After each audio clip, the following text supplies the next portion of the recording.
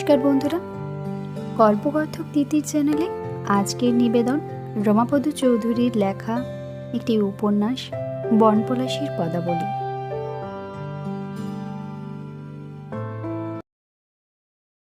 বনপলাশীর নতুন দিঘির জলের মতোই শান্ত জীবন ছিল বনপলাশী গায়ের। মাঝে মাঝে দু একটা মামলা মোকদ্দমা কিংবা সামাজিক অঘটন ঘটেছে বটে, কিন্তু এমন চাঞ্চল্য দেখা দেয়নি কখনো। এমনকি চাটুজ্যেদের অবনীমোহন, যে বর্মায় গিয়ে ব্যবসা করে বড়লোক হয়েছিল, সে অবনীমোহন যেবার কলকাতায় বাড়ি করছে খবর এলো, সেবারও এমন চাঞ্চল্য দেখা দেয়নি। আর মল্লিকদের বাড়ির মেজ বউ উমা শশী, সেই যে ন্যাংটেশ্বরের মেলায় গিয়ে হারিয়ে গেল, 2 বছর বাদে হৃদয় মোড়ল কাটোয়া থেকে মামলার তদবির করে ফিরে এসে সেই যে বললে মল্লিকদের মেজ বউকে দেখেছে তার বাপের বাড়ির গা থেকে যে ছেলেটি দুবার তত্ত্ব তল্লাশ করতে এসেছিল তার সঙ্গে, সেবারও এত চাঞ্চল্য দেখা দেয়নি। বনপলাশীর জীবনে ঠিক এমন একটা ঘটনা বুঝি কখনো ঘটেনি। সারা গায়ে এক আলোচনা। মাঠের মুনিশ কাজ পেলে ছুটে আসে আলপথে রায়বাড়ির কাউকে যেতে দেখলে। খুশি খুশি মুখে প্রশ্ন করে, কখন আসবেন গো ওনারা? মল্লিকদের বৈঠকখানায় টিমটিমে হ্যারিকেনের আলোয় বসে চটাস চটাস করে মশা মারতে মারতে নিত্য মল্লিক ফুর্তিতে ডগমগ হয়ে ওঠে, নিজের মনেই যেন বলে ওঠে, এইবার বাবা এইবার। আর 80 বছরের বুড়ি অট্টামা লাঠির ডগায় কাঠির মতো চেহারাটা ভর দিয়ে খুটখুট করে রায়বাড়িতে এসে হাজির হয়। চেঁচিয়ে বলে, কইল মোহনপুরের বউ, কোথায় গেলি গো? মোহনপুরের বউ লম্ফ হাতে রান্নাঘর থেকে বেরিয়ে আসে।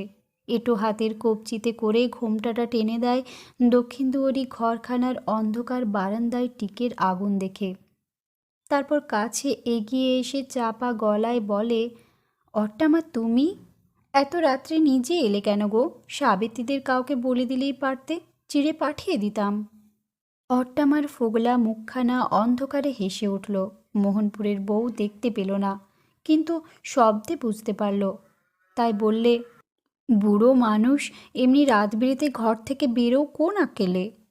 অট্টামা আবার হাসল, বললে, থাকতে পারলাম কইল, শুনেতে কেবলই আকুলি বিকুলি করছে, বলি যাই একবার মোহনপুরের বউকে শুধিয়ে আসিকে। তারপর ফিসফিস করে অট্টামা জিজ্ঞেস করে, হ্যালো, যা শুনছি সত্যি? কি শুনছ? মোহনপুরের বউয়ের গলার স্বরে এবার যেন একটু বিরক্তি দেখা দেয়।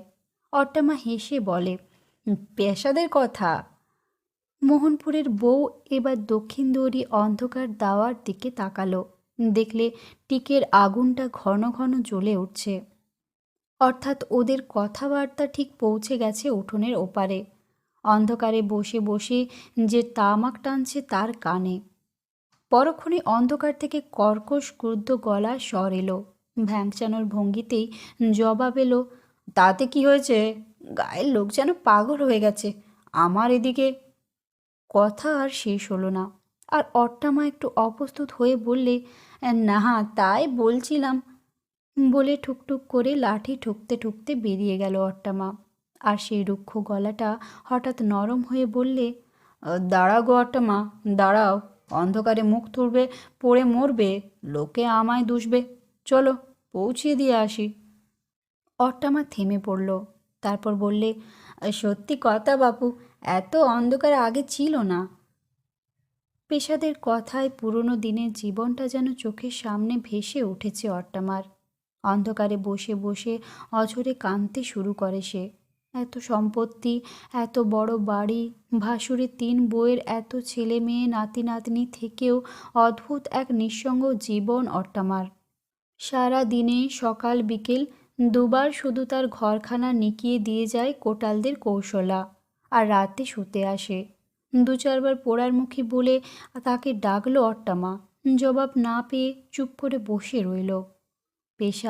পেশাদের কথায় আজ সব কিছু মনে পড়িয়ে দিচ্ছে। বনপলাশীর ছোট্ট গা, এককালে কাছাকাছি সব কটা গা নিয়ে এই অঞ্চলটারই নাম ছিল বনপলাশী। লাল পলাশের বন্যায় নাকি ভেসে যেত সারা তল্লাট, তার থেকেই নাম হয়েছিল বনপলাশী। তারপর ধীরে ধীরে সব গ্রামেরই পৃথক পৃথক নাম হয়ে বনপলাশির নামটুকু শুধু রয়ে গেছে এই ছোট্ট গায়ের অঙ্গে। অট্টামা ভাবে দিনে দিনে কত পরিবর্তনই না হয়ে গেল এদিকটার। কিন্তু তার চেয়েও যেন বেশি বদলে গেছে মানুষগুলো। একটা পাকা সড়কও তখন ছিল না বর্ধমান থেকে কাটোয়া অবধি। এই গায়েই জন্ম হয়েছে অট্টামার, বিয়ে হয়েছে এই গায়ে, আর মৃত্যুও হবে এই গায়ে। সেই কবে 7 বছর বয়সে কাটোয়ার গঙ্গা নাইতে গিয়েছিল মায়ের সঙ্গে উটের গাড়িতে। এখন আর উটের গাড়িও নেই, কাটোয়াও বলে না কেউ। কাটার বন ছিল নাকি ওদিকটা সব, তা থেকে কন্টক বন। লোকের মুখে মুখে নাম ছিল কাটোয়া। কোর্ট কাছারি করতে যেতে হতো এদিকের লোকদের, কখনো কাটোয়ায় কখনো বর্ধমানে। মামলা তদবির করতে অষ্টমের খাজনা মেটাতে যেতে হতো বর্ধমান। তখন না ছিল রেল, না মোটর গাড়ি। উঁচু নিচু জলকাদার রাস্তা ছিল একটা বর্ধমান থেকে কাটোয়া। তার উপর দিয়ে হটর হটর করে চলতো ছই দেওয়া গরুর গাড়ি। ছইয়ের গায়ে কত রং বেরঙের কারুকার্য। মেয়ে চোখের জলে ভাসতে ভাসতে শ্বশুর বাড়ি যেত, বউরা হাসতে হাসতে ফিরত বাপের বাড়ি। হলুদ রঙা পালকি ছিল গ্রামে গ্রামে, আর ছিল টাট্টু ঘোড়া। হাতুড়ে ডাক্তার বৃন্দাবনের তখন কি পসার! টাট্টু ঘোড়ায় চড়ে ছুটছে এগা ওগা। আরেকটা টাট্টু ঘোড়া ছিল মশাইদের, তাই কত সময়ে করে চলতো তাদের অট্টামা। তারপর সেই কাটোয়ায় গঙ্গা নাইতে গিয়ে একটা গোরা সৈন্যকে দেখেছিল ঘোড়ায় চড়ে চলেছে। সে যে কত মস্ত ঘোড়া, না দেখলে বিশ্বাস হয় না। গায়ের সইরা কেউ বিশ্বাসও করেনি। অট্টামা বলেছিল, দেখিস, বিয়ের পর ভাতাকে বলিস কাটোয়ায় গঙ্গা নাইতে নিয়ে যেতে, তাহলেই দেখতে পাবি। মশাইদের ঘোড়াটা তার কাছে গাদা বই কিছু না বলে ছড়া কেটেছিল। কান থাকতে কালা হলেম, চোখ থাকতে অন্ধ, ঘুপঘুপে ভেঙেই সারা পদ্মের নাকি গন্ধ। সইরা চটে গিয়েছিল ওর কথায়। বিশ্বাস করতেই চায়নি যে উটের গাড়িতে চড়ে পিঠের ব্যথায় দুদিন শুয়ে থাকতে হয়েছিল অট্টামাকে। সে কি আজকের কথা? বর্ধমান থেকে কাটোয়া অবধি তখন দুটো উটের গাড়ি চলতো। দুটো সিন্ধি গাড়োয়ান ছিল গাড়ি দুটোর। কেউ বলতো সিন্ধি, কেউ বলতো পাঞ্জাবি। কাদের সিন্ধি বলে আর কাদের পাঞ্জাবি বলে তা গায়ের লোকেরা জানতো না। জোয়ান দস্যির মতো চেহারা ছিল গাড়োয়ান দুটোর, রোদে পোড়া ফর্সা রং। যাতায়াতের আর কোনো উপায় ছিল না বলে উটের গাড়িতে চড়ত সবাই। কিন্তু বদনামও ছিল গাড়োয়ান দুটোর। বলতো ডাকাতে দলের সঙ্গে নাকি ওদের জোট। খুন রাহাজানি তখন লেগেই থাকতো, বিশেষ করে করজনার কাজটিতে। মুখে মুখে ছড়া কাটতো, যদি পেরুলি করজা নে ধুয়ে ঘর যা। অর্থাৎ করজার দিঘি পার হলে আর কোনো ভয় নেই। কিন্তু সঙ্গে টাকা নয়তো সোনায় মোড়া বউ নিয়ে ওটুকু পথ পার হয়ে আসার ভাগ্য বড় একটা কারো হতো না। করজনার ঝোপ জঙ্গলে, দিঘিতে, পুকুরে প্রায়ই পড়ে থাকতো তখন পাকের নিচে দামে পানায় ঢাকা থাকতো অনেক কঙ্কাল।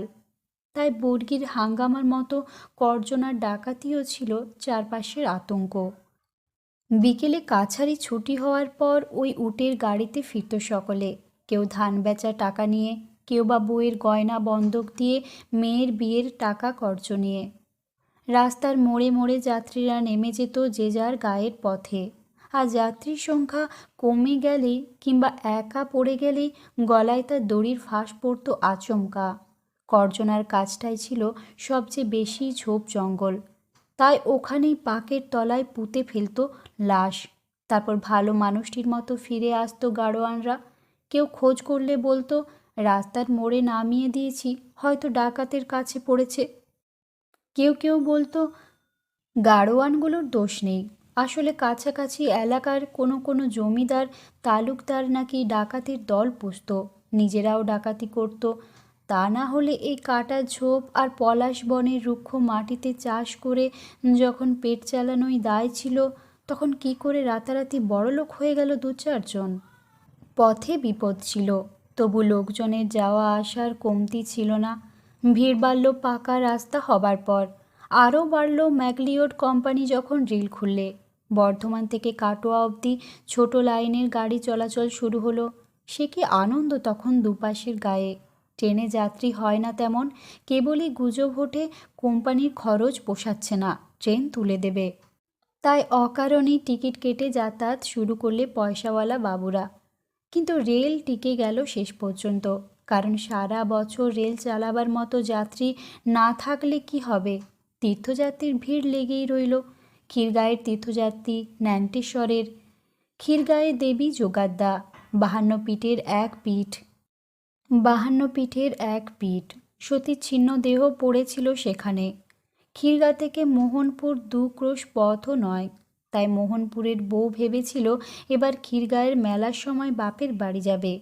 কিন্তু সব ওলটপালট হয়ে গেল একটা খবরে। মনে মনে সেই জন্য একটা অভিযোগ যে ছিল না তা নয়, কিন্তু অভিযোগটা ভাসুরের বিরুদ্ধে নয়, গিরিজাপ্রসাদের বিরুদ্ধেও নয়, বোধহয় নিজের ভাগ্যের বিরুদ্ধে। গরুর গাড়ির রাস্তায় 5 ক্রোশ পথও পার হতে হয় কিনা সন্দেহ। 5খানা গ্রামও পার হতে হয় না। মোহনপুরের বউয়ের বাপের বাড়ি। প্রত্যেক বছরই পুজোর আগে আগে বাপের বাড়ি যাওয়ার কথা মনে পড়ে তার। স্বামীর সঙ্গে আলোচনাও হয়, সম্মতি আদায় করতেও দেরি হয় না।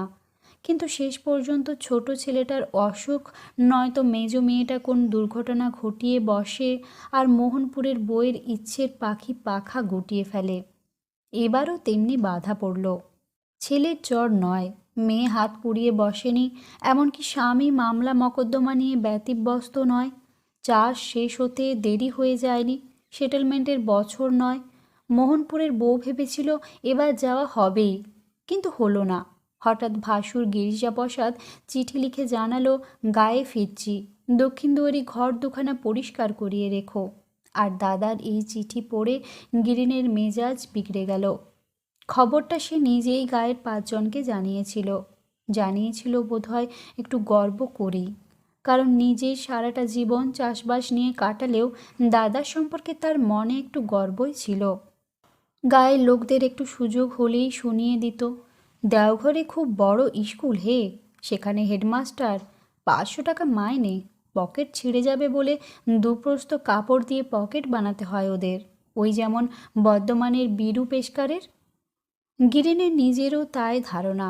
দাদা তার লাখপতি, সারা জীবন 500 টাকা মাইনের হেডমাস্টারি করেছে, টাকা জমায়নি আবার।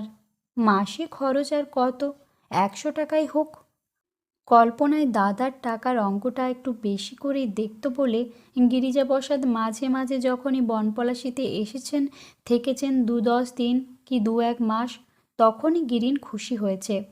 কিন্তু এবার আর তেমন খুশি হতে পারছে না, কারণ গিরিজাপ্রসাদ এবার আর 2-10 দিনের জন্য আসছেন স্থায়ীভাবে বসবাস করার জন্য। গিরিনের বিরক্তির কারণটা সেখানেই। কিন্তু গায়ের লোক অত শত বোঝে না। তারা যেমনকার তেমনি পড়ে রইল গায়ে। সব স্বপ্ন তাদের ব্যর্থ হয়ে গেলেও একটা মানুষ তো বনপলাশির স্বপ্নকে সার্থক করেছে। শিক্ষিত হয়েছে, দারিদ্র্যকে জয় করেছে, বনপলাশির নরক থেকে মুক্তি পেয়ে বড় হয়েছে, চাকরি করে টাকা জমিয়েছে। বনপলাশি থেকে চলে গেছে অনেকেই, কিন্তু একা গিরিজাপ্রসাদই ফিরে আসছেন গায়ে। যেন এর চেয়ে আনন্দের খবর আর নেই। যেন সবাই মনে মনে স্বপ্ন দেখছে গিরিজাপ্রসাদ ফিরে আসার সঙ্গে সঙ্গে গায়ের চেহারা বদলে যাবে, আর কোনো ভাবনা থাকবে না। শুধু কি তাই, গিরিজাপ্রসাদের সমবয়সীরা, এই গায়ে যারা তার সঙ্গে পড়াশোনা করেছে, বড় হয়েছে, তাদের মনে হয়েছে গিরিজাপ্রসাদ ফিরে এলেই বুঝি সেই অতীতের হাসি আনন্দের দিনগুলিতে ফিরে যাওয়া যাবে। নিত্য মল্লিক, গোপেন মরল, যার সঙ্গে দেখা হয় সেই প্রশ্ন করে গিরিনকে, গাড়ি টাড়ির ব্যবস্থা করেছ তো, সই লাগে তো বলো। শুনেছে আর মনে মনে জ্বলছে গিরিন। কিন্তু বুড়ি অট্টামাও যে রাতের বেলায় টুকটুক করে এসে হাজির হবে ওই কথাটা ঝালিয়ে নিতে, তা ভাবতে পারেনি। বুড়িকে পৌঁছে দিয়ে এসে মরাইতলা থেকে রান্নাঘরের দায়া অবধি অস্থিরভাবে পায়চারি করতে করতে গিরিন বলে উঠল, যত শালা গায়ে লোকের হয়েছে ফুর্তি। রান্নাঘরের আবছা আলোয় বসা মোহনপুরের বউয়ের উদ্দেশ্যে পড়লে কথাটা। মোহনপুরের বউ একবার ফিরে তাকালো, তারপর জানালি কাঠের ধোয়া লাগা চোখে আঁচল ঘষতে ঘষতে বললে, হুম। গিরিন চটে উঠল, তুমি তো হু বলেই খালাস, আমার এদিকে। রুচিহীন রসিকতাটা শোনা অভ্যাস হয়ে গেছে মোহনপুরের বউয়ের, তাই মুখের ভাব তার বদলালো না। শুধু বললে, আসছি যখন ভেবেচিন্তে কি হবে, ব্যবস্থাগুলো তো করো। ব্যবস্থা করার অবশ্য ত্রুটি ঘটেনি। ওদিকের ঘরখানা মেরামত করিয়েছে গিরিন, পড়ে যাওয়া বৈঠকখানার চালাটাকে ঠেকা দিয়ে তুলে দাঁড় করিয়েছে, নতুন খড় দিয়ে ঘরামি ডেকে চাল ছাইয়েছে, সারকুড়ের সামনে একটা দেওয়াল দেওয়ার চেষ্টা করছে, শুধু অপ্রয়োজনীয় ঢেকিঘরের আশেপাশে আগাছা জঙ্গল সাফ করতে বাকি। গিরিন ভেবেছিল সময় মতো সবই হয়ে যাবে, কিন্তু গিরিজাপ্রসাদ যে এত তাড়াতাড়ি এসে পড়বেন ভাবতে পারেনি। আর তাড়াহুড়োর মধ্যে সব ব্যবস্থা করতে পারেনি বলেই যখন সে যেচে এসে সাহায্য করতে চেয়েছে তখনই চটে গেছে। ছোট লাইনের স্টেশনে দুখানা গরুর গাড়ি পাঠাতে লিখেছেন গিরিজাপ্রসাদ, কিন্তু গরুর গাড়ি দুখানা থাকলেও ছই একটাই। তাই প্রথমটা যদিও চটে গিয়েছিল গিরিন, তবু শেষ অবধি নিত্যমল্লিকদের বাড়ি থেকেই আরেকখানা ছই চেয়ে আনতে হয়েছে। কোটালদের খণ্ড আর জ্যোতিকে ডেকে বারবার বলে দিয়েছে, সকাল সকাল এসে গাড়ি জুতে বেরিয়ে পড়বি, ট্রেনের টাইমের আগে পৌঁছতে হবে স্টেশনে। তবু সকাল সকাল ওরা এসে হাজির হবে কিনা গিরিনের নিজেরও সন্দেহ ছিল, তাই রাতটা ভালো করে ঘুম হলো না তার। ঘুমটা এসেছিল ভোরের দিকেই, কিন্তু সেই সাত সকালেই ঘুমটা ভেঙে গেল অট্টামার ডাকে। অট্টামা তখনও ডাকছে, ও ধীরেন, ও মোহনপুরের বউ, ও গিরেন। ডাক শুনে গিরিন উঠে এলো, গাঢ় জলে চোখ ধুতে ধুতে বললে, কি হলো কি, এত ভোরে এসে ডাকাডাকি করছো কেন? অট্টামার ফোগলা দাঁত মুখখানা হেসে উঠল। পাটকুরুনি ঝিটা তখন খিড়কির পুকুর থেকে একরাশ বাসন ধুয়ে নিয়ে ঢুকলো। তার দিকে তাকিয়ে অট্টামা বললে, মোহনপুরের বউ কোথায় লো? পাটকুরুনি ঝিটা ঘোমটার আড়াল থেকে চোখের ইশারায় খিড়কির দরজা দেখিয়ে দিলে, অর্থাৎ ঘাটে। যাক, উঠেছে বিছানা ছেড়ে, বলে গিরিনের দিকে তাকিয়ে হাসল অট্টামা। হাসিটার মধ্যে লুকোনো রসিকতাটুকু উপভোগ করার মতো তখন মনের অবস্থা নয় গিরিনের।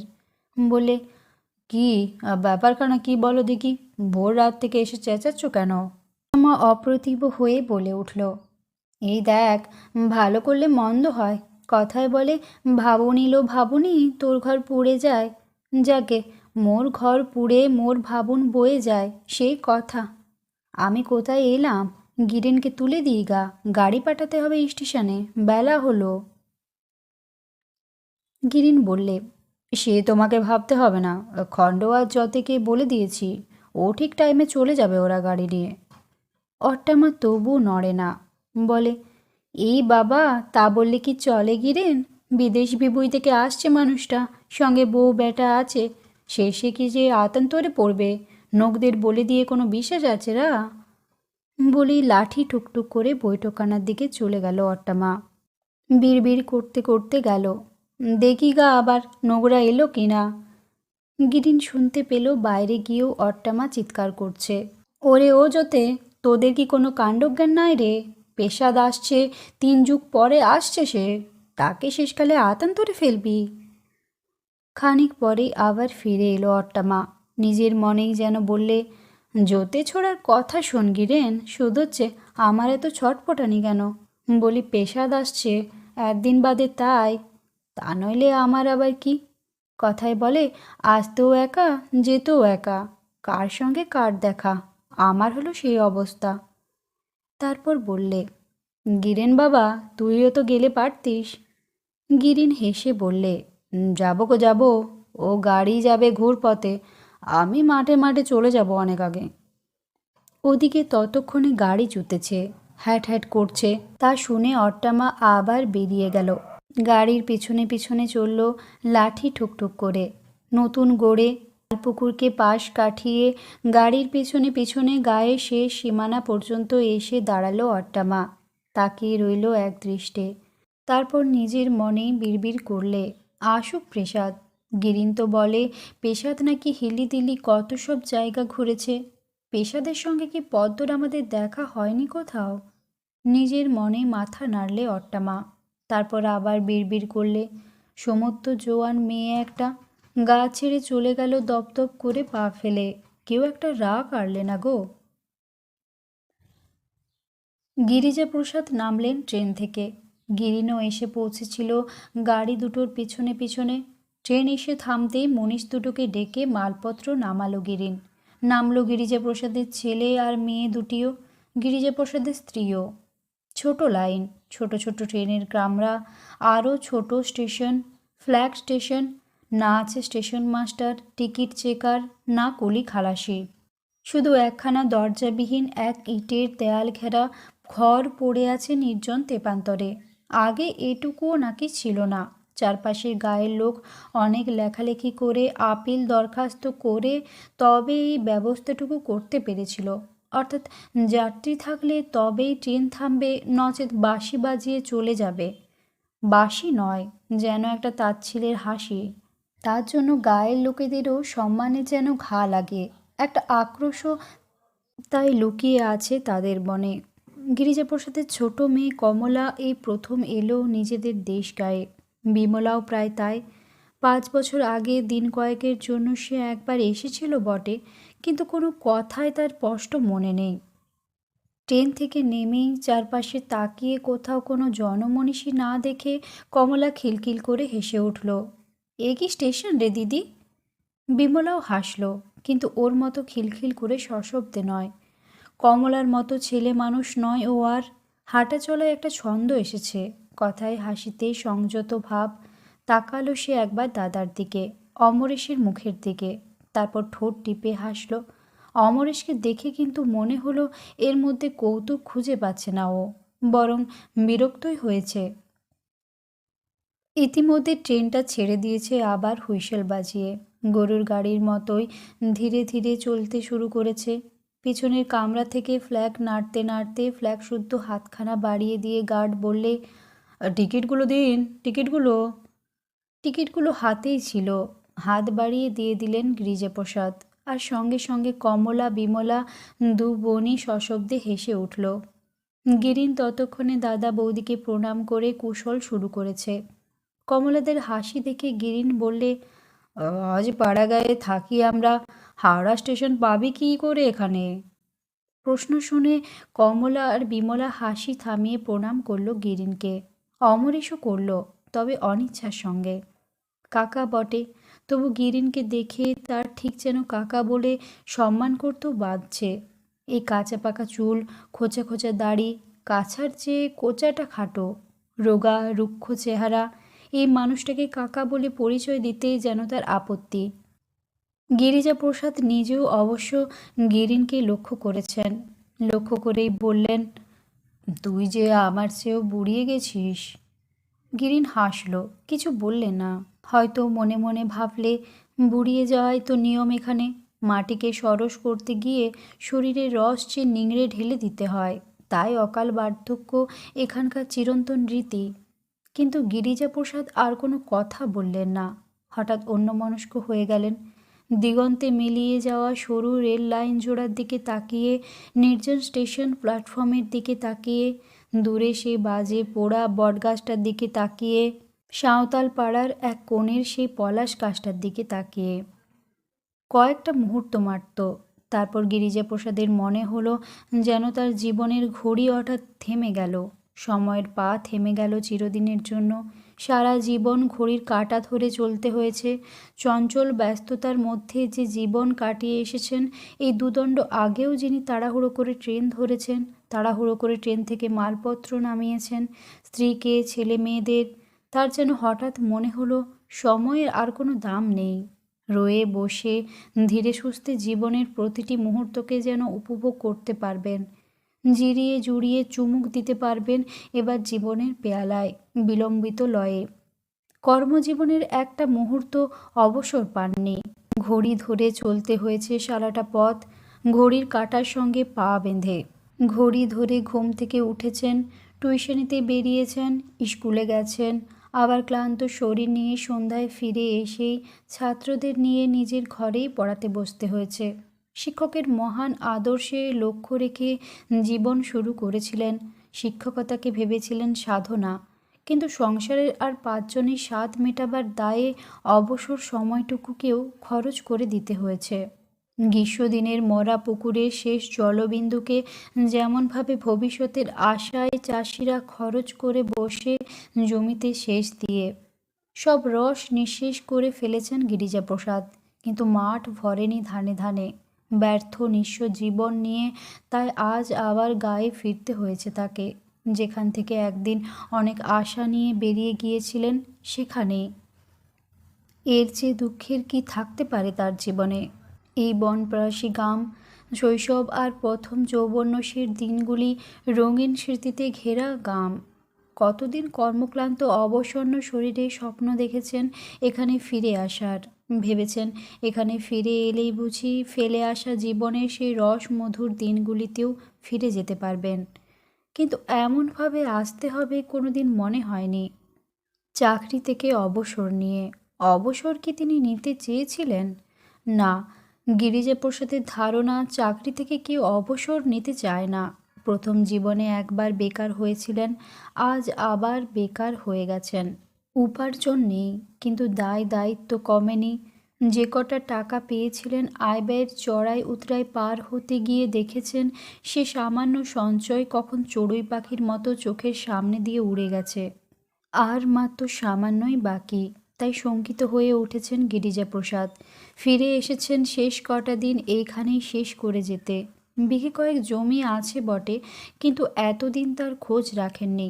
এমনকি স্ত্রী যখন বারবার খোঁজ রাখতে বলেছেন তখনও হেসে উড়িয়ে দিয়েছেন। বলেছেন, গিরিনের অত বড় সংসারটার কথাও তো ভাবতে হবে। স্ত্রী বেঁকে দাঁড়িয়েছে কখনো কখনো, তোমার সংসার বড় নয় নাকি ৫০০,০০০ নাকি সারা জীবন পাবে? গিরিজাপ্রসাদ স্ত্রীর রুষ্ট মুখের দিকে তাকিয়ে হেসেছেন, বলেছেন, মুশকিল কি জানো, গিরিনও যে তাই ভাবে।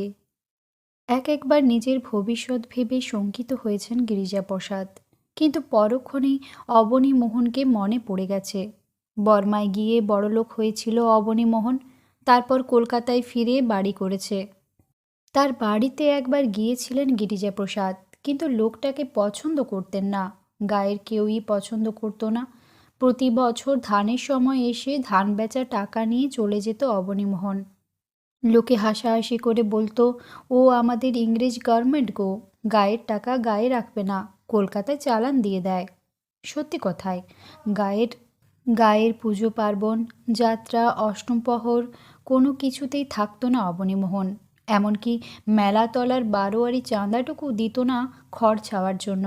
বলতো, জমির খাজনা দিই, জলকর দিই, আবার কিসের চাঁদা, গায়ে থাকি কদিন যে চাঁদা দেব। মনে মনে তাই সকলেরই একটা আক্রোশ ছিল তার ওপর, এমনকি গিরিজাপ্রসাদেরও। তাই তিনি কোনোদিন নিজের প্রাপ্য আদায়ের কথা ভাবতে পারেননি। গায়ে যদি না থাকি তো চাষের ধান আদায় করব কোন আইনে? সেই গিরিজাপ্রসাদকেই কিনা শেষ অবধি ফিরে আসতে হলো। কিন্তু ফিরে আসতে হচ্ছে বলেই মনে তার একটা দ্বিধা, একটা সংকোচ থেকে গিয়েছিল। সেটা মুহূর্তে মুছে গেল গিরিনের আপ্যায়নে। গিরিনের মন থেকেও বিরক্তিটুকু সরে গিয়েছিল। এতগুলি আত্মীয় স্বজনকে কাছে পেয়ে সেও যেন খুশি হয়ে উঠেছে হঠাৎ। পরম উৎসাহে মনীষ দুটোকে ডেকে জিনিসপত্র গাড়িতে তোলার ব্যবস্থা করলে। কমলা আর বিমলা গরুর শিং নাড়া দেখে ভয় পাচ্ছিল। কৌতূহলের চোখে তাদের দিকে তাকিয়ে গরুটাকে সরিয়ে দিল সে হেঁট হেঁট করে। তারপর ওদের দুজনকে তুলে দিল গাড়িতে। নিভা ননীকে বললে, তুমিও উঠে পড়ো বৌঠান। গাড়িতে তুলে ওদের রওনা করে দিল গিরিন। বললে, তোমরা চলো, আমি আলে আলে চলে যাব সবান পার হয়ে। তুইও তো উঠলে পারতিস, গিরিজাপ্রসাদ বললেন। গিরিন ঘাড় নাড়লে। আমি তোমাদের আগে পৌঁছে যাব বলে ডিস্ট্রিক্ট বোর্ডের পথটুকু পার হয়ে সাঁওতাল পল্লীটির পাশ দিয়ে বাঁক নিল। গিরিজাপ্রসাদ মনে মনে খুশি হয়ে উঠলেন গিরিনের ব্যবহারে। মনের মেঘ কেটে গেল, সংকোচও। এদিকে গাড়ি দুটো ধীরে ধীরে বাজ পড়া বটগাছটার পাশ দিয়ে বাঁক নিয়ে উঁচু নিচু রাস্তা ধরে এগিয়ে চলল। রুক্ষ ধুলো মাটির রাস্তা, রুক্ষ সাদা মাটির ফাটা মাঠ, মাঝে মাঝে আকন্দর ঝোপ, বইচি বুনোকুলের ঝোপ, কাটা ধানের মাঠে মাঠে নির্জন দ্বীপের মতো দু এক টুকরো সবুজ সবজির ক্ষেত, কোথাও বা আখের, আর সাদা কাশ আর স্বরের ঢেউ। শৈশবের সেই দিনগুলো যেন বারবার উকি দিয়ে যায়, কিন্তু পরিবর্তনও চোখে পড়েছে গিরিজাপ্রসাদের। অপ্রশস্ত ট্রেনের কামরায় কাঠের বেঞ্চিতে বসে বসেও অনেক পরিবর্তন দেখতে পেয়েছেন। ডিভিসির ইলেকট্রিক তারের সারি ঘাড়ে নিয়ে আকাশ ছোঁয়া লোহার থামগুলো যেন রণপা ফেলে ফেলে গ্রাম থেকে গ্রামান্তরে চলে গেছে, এক সারি অতিকায় দৈত্যের মতো। তাই খুশি মনে গিরিজাপ্রসাদ জিজ্ঞাসা করেছেন, গায়ের চেহারা একেবারে বদলে গেছে না রে যতে? যতে কোটাল গাড়ি হাঁকাতে হাঁকাতে বলেছে, আগে, অর্থাৎ প্রশ্নটা ঠিক বুঝতে পারেনি। গিরিজাপ্রসাদ বলেছেন, ওই সব মাঠের পর মাঠ পার হয়ে ইলেকট্রিক তার গেছে। যতে হেসে উঠেছে, ও আগে, বেল পাগলে কাকের কিনা বলে সেই বৃত্তান্ত। আগে ইলেকট্রিক নিয়ে হবে কি বলেন, খেড়ো জালে বিজলি বাতি জ্বলবে, ওসব আপনাদের শহর বাজারে নেগে। কথাটা মিথ্যে নয়। গিরিজাপ্রসাদের উৎসাহ নিভে গেছে যতে কোটালের কথায়। তবু নিজের কথার খেই ধরে বলেছেন, কিন্তু ক্যানেল তো হয়েছে, জলের জন্য তো আর চাষ বন্ধ থাকে না। যতে কোটাল হেসেছে আবার। তারপর বাঁ হাতে পাচনটা নিয়ে গরুর পিঠে ঠাস ঠাস করে দুইবার বসিয়ে দিয়ে ল্যাঞ্চ মুড়ে হেঁট হেঁট করতে করতে বলেছে, ক্যানেল বলছেন?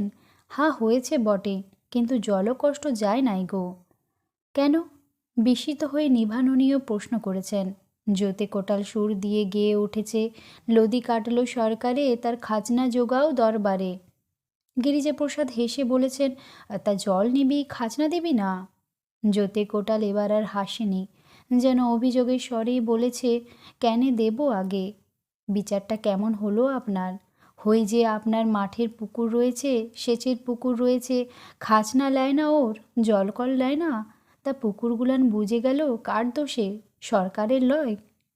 গিরিজাপ্রসাদ যুক্তি খুঁজে পান না এ কথার, তাই কথা ঘুরিয়ে বলেন, কিন্তু জল তো পাচ্ছে গায়ের লোক, খাজনা দিয়েও তো মিলছে। আবার হেসে উঠেছে যতে কোটাল, সুর টেনে টেনে গিয়েছে, লদি কাটল সরকারে, তার খাজনা জোগাও দরবারে। বলি বাজা, তুমি শুকর বছর জল দাও না কেনে? রাজা বলেন, মোর ঢিবির বাঁধে জল জমেনে, জল জমেনে গজের কাঠি মেনে।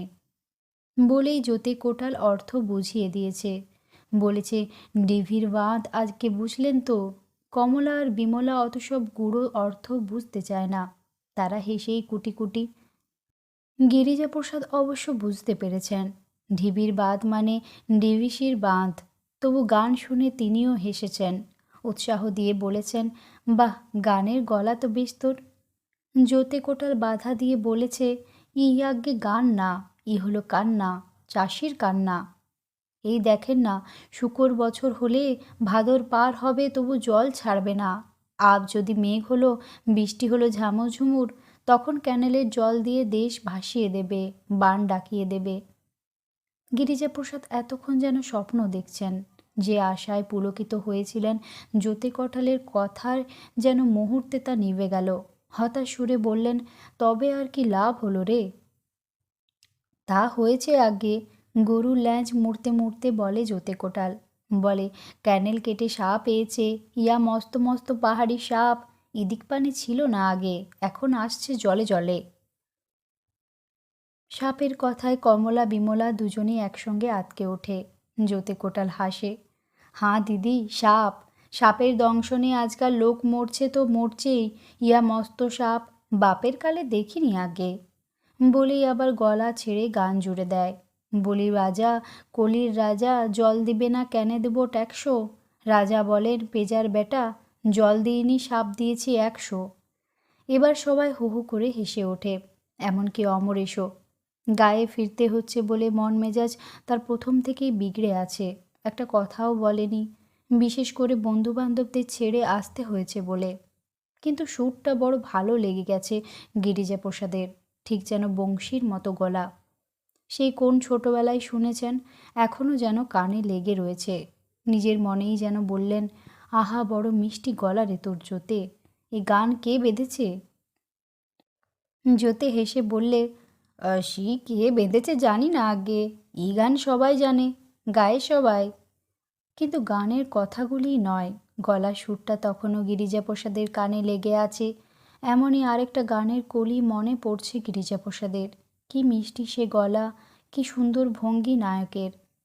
সেই পুরনো দিনের স্মৃতিতে ঘেরা গ্রাম, আঁকাবাঁকা পথ, দূরে সাঁওতাল পাড়া, একটা টিউবওয়েল হয়েছে নতুন, নতুন দিঘির পাড়ে সে আমবাগান। স্বপ্নের ঘোরে যেন পিছন পানে হেঁটে চলেছেন গিরিজাপ্রসাদ। ফেলে আসা শৈশবের দিনগুলিতে কত মুখ ভেসে উঠেছে চোখের সামনে, কত কথা, গান, কণ্ঠস্বর। জীবন কি তেমনি মধুর হয়ে উঠবে আবার? বংশী, বংশীকে মনে পড়ছে তার। জোতে কোটালের গান বংশীর কথা মনে পড়িয়ে দিয়েছে তাকে। রূপোর কথা, বংশীর শালা বউ, সেই ছিমছাম শ্যামলা রঙের সুন্দর মেয়েটি, নিত্যদিন যে খাট দিয়ে কাঁচা সাদা কাপড়টি পরে পরিষ্কার পরিচ্ছন্ন হয়ে থাকতে ভালোবাসত। বংশী আর রূপো আর শালা বউ। স্বপ্নের ঘোরে যে কতক্ষণ কেটে গেছে গিরিজাপ্রসাদ নিজেও টের পাননি। তন্ময়তা ভাঙতেই দেখতে পেলেন অনেকখানি পথ চলে এসেছে গাড়ি দুটো। আর জ্যোতির পেছনে ছইয়ে ঠেসান দিয়ে বসে উদাস চোখ মিলে যে এতক্ষণ তাকিয়েছিলেন, চোখের সামনে দিয়ে যে কত কি ভেসে গেছে, সেই তালগাছের শাড়ি, মল্লিকদের পোড়ো দালান, আরও কত কি, কিছুই যেন লক্ষ্য করেননি এতক্ষণ। ধীরে ধীরে একটা দীর্ঘ নিঃশ্বাস বেরিয়ে এলো তার বুক থেকে। ধীরে ধীরেই জ্যোতিকে প্রশ্ন করলেন, বংশী বেঁচে আছে রে? কে বংশী? তোদের বংশী, বংশী কোটাল, গান গাইতো। আর তাই বলেন, কেতনে বংশীর কথা বলছেন গো? গিরিজাপ্রসাদ সায় দিলেন, হ্যাঁ হ্যাঁ, কেতনে বংশী। জ্যোতি হাসল, বংশী কোটাল লয় গো, উনি হলেন কেতনে বংশী দাস। কিন্তু সে গলা আর নাই গো, লোকে গান শুনে উঠে পালাবে আগে এখন। কথাটা শুনে আহত হলেন গিরিজাপ্রসাদ, বিস্মিত। অবিশ্বাসের সুরে প্রশ্ন করলেন, বংশীর গান শুনতে চায় না কেউ? না আগে, গলা নাই তো শুনবে কেন বলুন? নকে হাসি তামাশা করে, ব্যঙ্গ করে ওনার গানকে। শুনে স্তম্ভিত হয়ে গেলেন গিরিজাপ্রসাদ। কীর্তনে বংশী, বংশীদাসের কীর্তন কেউ শোনে না? বন্ধুরা, গল্প পাঠ ভালো লাগলে আমার চ্যানেলটি সাবস্ক্রাইব করবেন।